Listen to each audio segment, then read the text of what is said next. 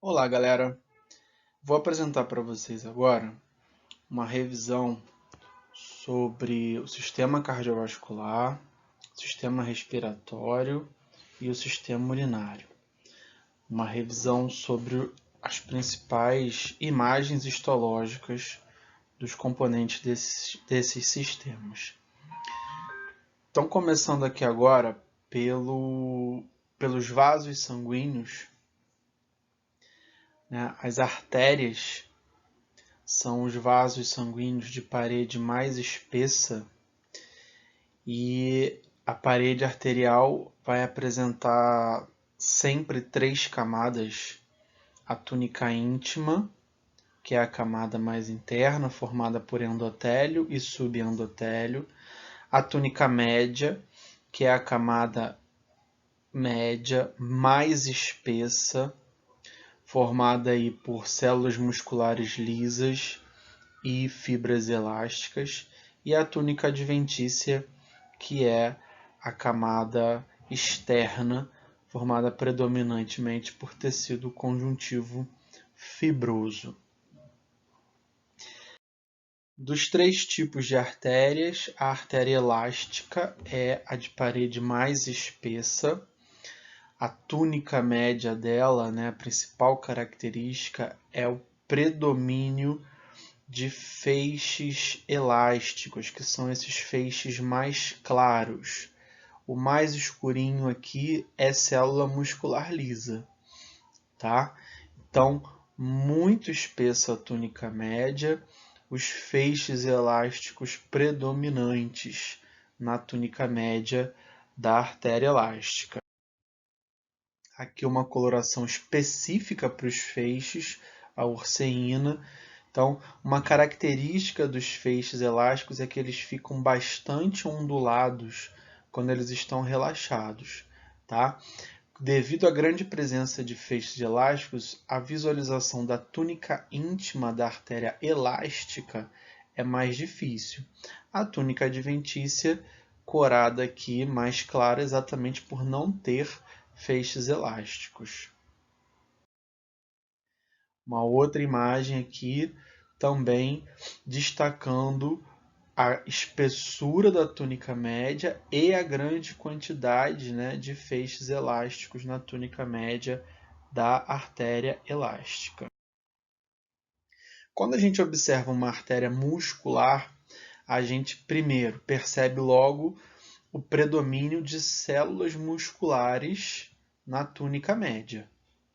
Outro detalhe é que a gente consegue ver as limitantes, né? As duas membranas elásticas que separam as túnicas. Então, aqui a limitante elástica interna, que separa a túnica íntima da média, e aqui a limitante elástica externa, que separa a média da adventícia. Vemos alguns feixes elásticos na túnica média, mas o predomínio é de tecido muscular liso, por isso artéria muscular.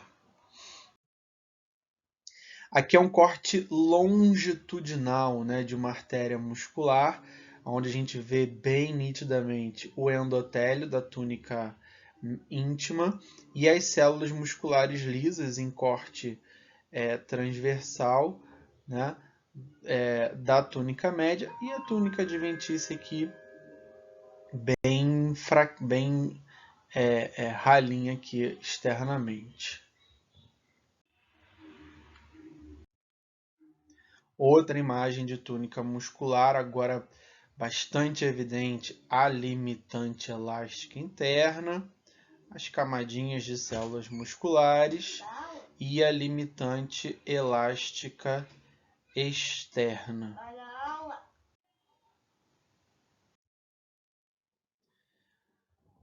De novo, ó, uma artéria muscular, então túnica média rica em células musculares lisas. Então reparem que a gente vem vendo diâmetros diferentes, né? Artérias musculares têm uma variação grande de diâmetro, desde algumas macroscópicas, onde você consegue ver só um pedaço da parede arterial, até uma que você já vê o diâmetro completo, tá?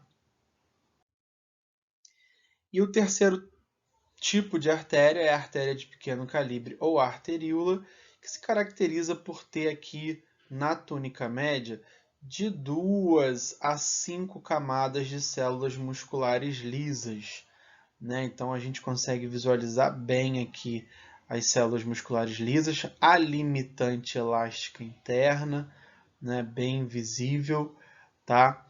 Que é o que caracteriza bastante as artérias. Outro tipo de vaso sanguíneo são as veias, que também podem ser de 3 calibres, né? Grande, médio e vênula. Tá? As mais visualizadas são as veias de grande calibre e de médio calibre.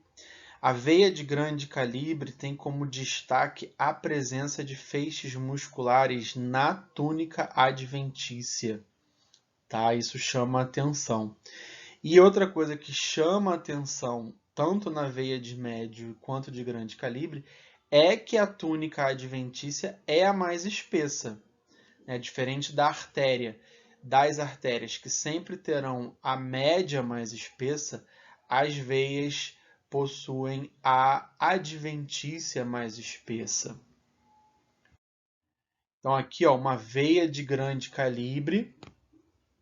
Reparem aqui, ó, as células musculares lisas da túnica média, e daqui para baixo já é a túnica adventícia, né, com feixes musculares, né, destacados aqui um pouco mais arroxeados, tá, dentro aqui desse tecido conjuntivo fibroso, tá certo? Então é a característica marcante das veias, né? A túnica adventícia mais desenvolvida. Então, os feixes musculares, né, espalhados pela túnica adventícia da veia de grande calibre. E aqui uma comparação, né, de uma artéria muscular com uma veia de médio calibre, né? Então, são as duas aí de calibre semelhante. Olha a presença marcante da célula muscular lisa na túnica média, e quando você olha a veia, a túnica média é uma faixa muito fininha lá, coladinha na íntima. A camada mais desenvolvida é mesmo a túnica adventícia, no caso da veia de médio calibre, com tecido conjuntivo fibroso. Tá? Então aqui a gente consegue ver bem a diferença entre esses dois tipos de vasos. Bom, além dos vasos sanguíneos, sistema cardiovascular, né? Não poderíamos deixar de falar do coração. Então temos uma imagem aqui da parede cardíaca, onde eu consigo destacar o subendotélio aqui em verde e o miocárdio, né, nesse vermelho escuro, tá? Então, muito provavelmente o endocárdio e o miocárdio. E reparem as áreas de tecido conjuntivo, né, entremeada aqui no miocárdio. Então, a parede cardíaca ela é formada por 3 camadas: endocárdio, miocárdio e epicárdio. Então, o endocárdio é a camada interna, formada por um endotélio e um subendotélio. O miocárdio é a camada média mais espessa, formada aí pelo tecido muscular estriado cardíaco. E o epicárdio é o revestimento externo, que tem aqui, ó, tecido adiposo, né? É um diferencial do epicárdio que ajuda a gente no diagnóstico, né? Naquela primeira imagem, em que estava lá o miocárdio, o endotélio verde, o miocárdio vermelho, ali muito provavelmente é o endocárdio, porque a gente não viu ali tecido adiposo, tá? geralmente o tecido adiposo é uma característica importante para o diagnóstico do epicárdio, tá certo? E aqui em detalhe, o miocárdio, né, formado aí pelos cardiomiócitos, os discos intercalares, né, o núcleo grande, centralizado, essa área mais clarinha aqui, sempre ao redor do núcleo, é o reservatório de glicogênio, né, dos cardiomiócitos, tá? A gente observa as ramificações citoplasmáticas dos cardiomiócitos, tá? Então, um sincício, né, bastante desenvolvido e complexo aí, formando o miocárdio. As estriações, né, típicas de células musculares estriadas, devido ali à presença das miofibrilas, sarcômeros, para fazer a contração muscular. Tá? Então, imagem típica de miocárdio, atenção para os discos intercalares, né? São estruturas que ajudam a gente no diagnóstico do miocárdio. Pode ficar confuso ali, é liso porque as estriações não estão muito nítidas, ou se a estriação estiver muito nítida, pode confundir com um esquelético, mas é só prestar atenção aqui nos discos intercalares, que são essas regiões de junção entre dois cardiomiócitos. Bom, partindo agora para o sistema respiratório, aqui em destaque a mucosa respiratória, que é encontrada revestindo cavidade nasal, áreas da faringe, da laringe, traqueia. Então, é um revestimento amplamente distribuído pelo sistema respiratório. Toda mucosa é formada por um epitélio de revestimento e uma lâmina própria. Então, o epitélio aqui é o epitélio pseudoestratificado, ciliado com células caliciformes, a lâmina própria de tecido conjuntivo frouxo com glândulas exócrinas que variam aí de mistas, né, ou seja, mucosa e serosa, a glândulas exclusivamente serosas, né, como essas que a gente vê aqui, ó, serosa, serosa. Aqui a gente já tem uma mista, né, mucosa com serosa, tá? Então, essa mucosa é encontrada em grande parte do sistema respiratório. A traqueia, que é um dos órgãos mais extensos, né, do sistema respiratório. Então, a gente vê aqui o arco de cartilagem hialina e a mucosa respiratória, né, revestindo internamente a traqueia. Aqui está no maior aumento. Então, a gente tem uma visão geral da organização da traqueia.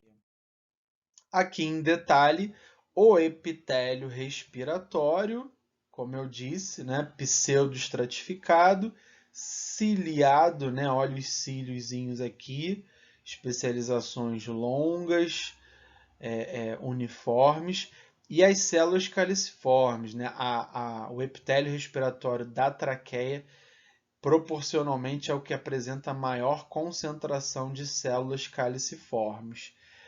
E aqui uma visão geral, né? O epitélio respiratório, a lâmina própria com as glândulas predominantemente serosas e parte aqui da cartilagem hialina, que é o tipo de cartilagem do arco traqueal.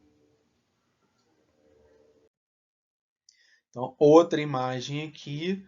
Então, ó, o epitélio aqui em cima, a lâmina própria e a cartilagem hialina. Agora aqui numa coloração mais padronizada, né, no HE, a cartilagem hialina sempre com essa tonalidade, né, um roxo bem clarinho, né, ela sempre pouco corada. E chegamos agora ao pulmão, Então, temos uma visão geral aqui do pulmão, né? A área alveolar e algumas estruturas, né? Ductais, como, por exemplo, aqui esses brônquios e vasos sanguíneos, né? Muitos vasos sanguíneos aqui no pulmão. Então, vamos ver em detalhes algumas estruturas pulmonares, começando aqui pelo brônquio intrapulmonar, né? Lembrando que existem algumas divisões do brônquio dentro do pulmão, lobar, segmentar, lobular, mas todos eles guardam as mesmas características, né? Vão ficando cada vez menor, mas todos eles guardam as mesmas características. Então a gente nós podemos nos referir a eles como brônquio intrapulmonar, está dentro do pulmão. Então o que a gente destaca aqui? Fragmentos de cartilagem hialina, estão vendo? Fragmentos de cartilagem hialina. Então não é uma peça única, como a gente vê na traqueia. São fragmentos. Na lâmina própria agora aparece um feixe de músculo liso. Ó, isso aqui é um feixe de músculo liso, tá? Na lâmina própria. E o epitélio continua sendo o pseudoestratificado ciliado com células caliciformes, né? Continua sendo o epitélio respiratório, tá? Então, chama atenção as cartilagens fragmentadas e a presença do feixe de músculo liso na lâmina própria, tá certo? Esses brônquios, né, vão se ramificando, ficando cada vez menor até perderem totalmente a cartilagem. Então a gente aqui já chega no nível do bronquíolo terminal. Então a gente não observa mais cartilagem. O feixe de músculo liso continua presente, tá vendo? E o epitélio agora já é um epitélio indo aí para o cúbico simples, tá? Então o epitélio tá reduzindo, né? A espessura do epitélio está ficando menor. Então bronquíolo terminal, feixe de músculo liso na lâmina própria, epitélio cúbico simples e ausência, né, dos fragmentos de cartilagem. Aqui nós temos uma visão panorâmica, né, de um bronquíolo terminal. Depois, começando aqui o bronquíolo respiratório. Qual é a principal diferença do bronquíolo terminal para o bronquíolo respiratório? É que no bronquíolo respiratório aparecem os primeiros alvéolos. Ainda tem parede brônquica, ou seja, ainda tem mucosa com epitélio, lâmina própria, com feixes musculares, mas já aparecem os primeiros alvéolos, tá? Até chegar na região de ducto alveolar, que aí é uma concentração de alvéolos, né? Não tem mais aquela definição de parede brônquica. É só um alvéolo, sequências de alvéolos, tá certo? Aqui em detalhe, ó, o bronquíolo terminal, né, um epitélio cúbico simples, tá?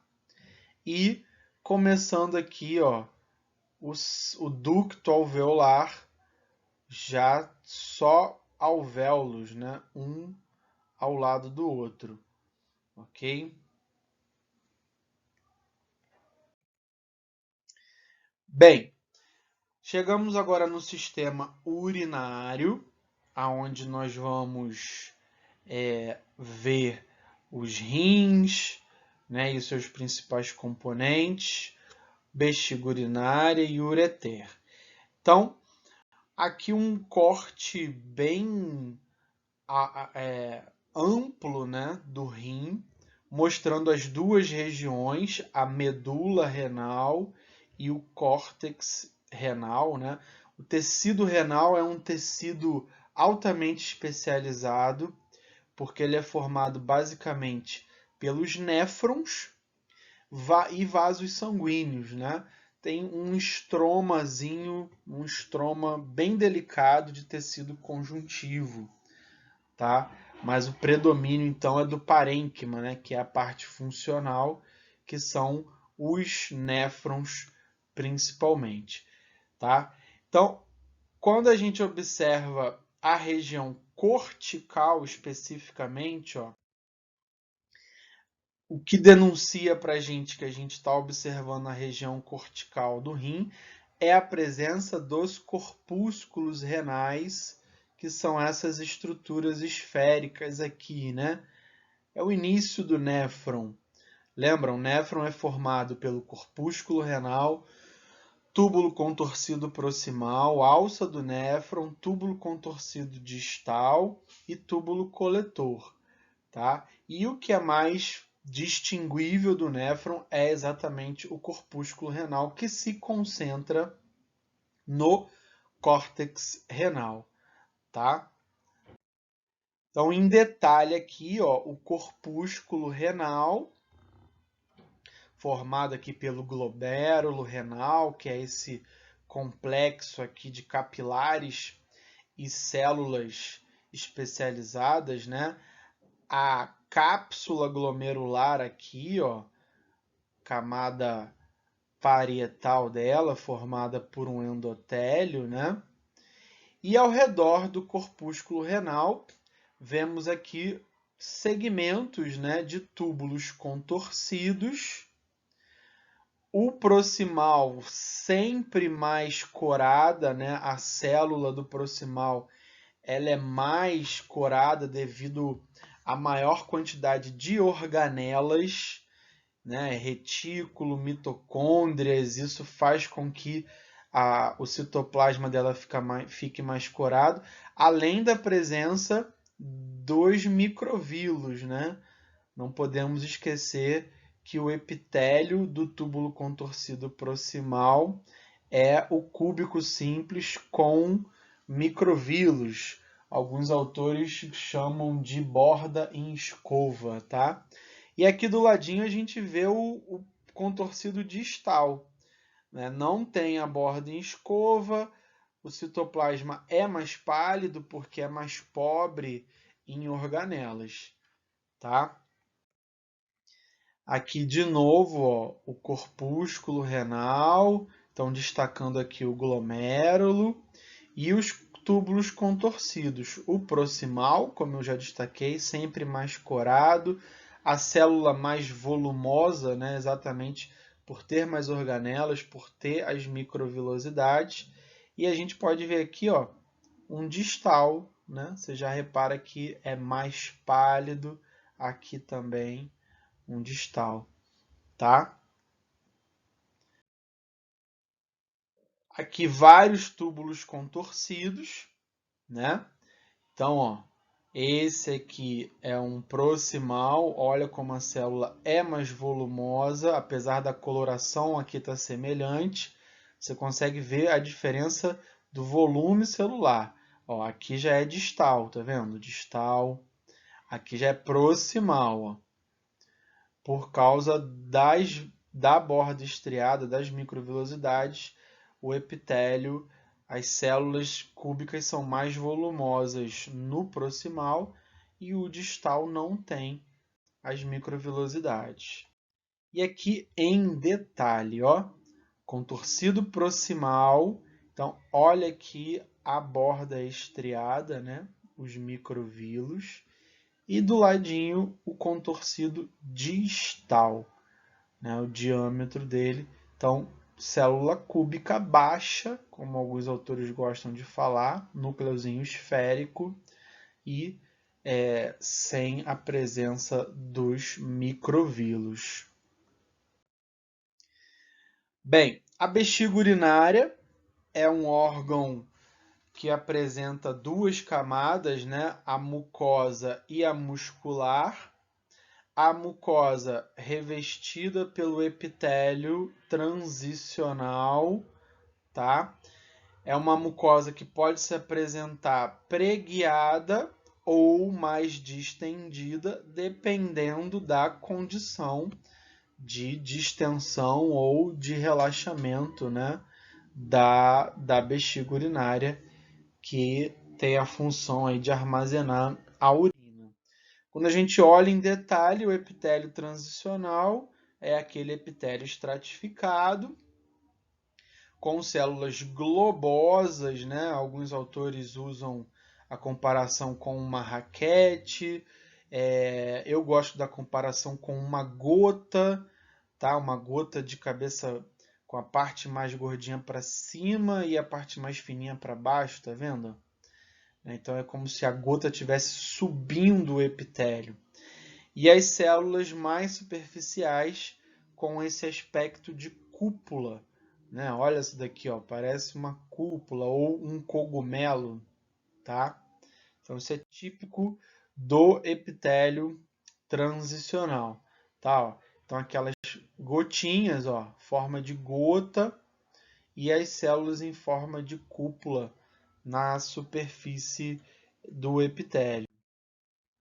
De novo, ó, não parecem gotinhas, ó, subindo, né, indo daqui para lá, tá? E as células em forma de cúpula na camada mais superficial do epitélio transicional, tá?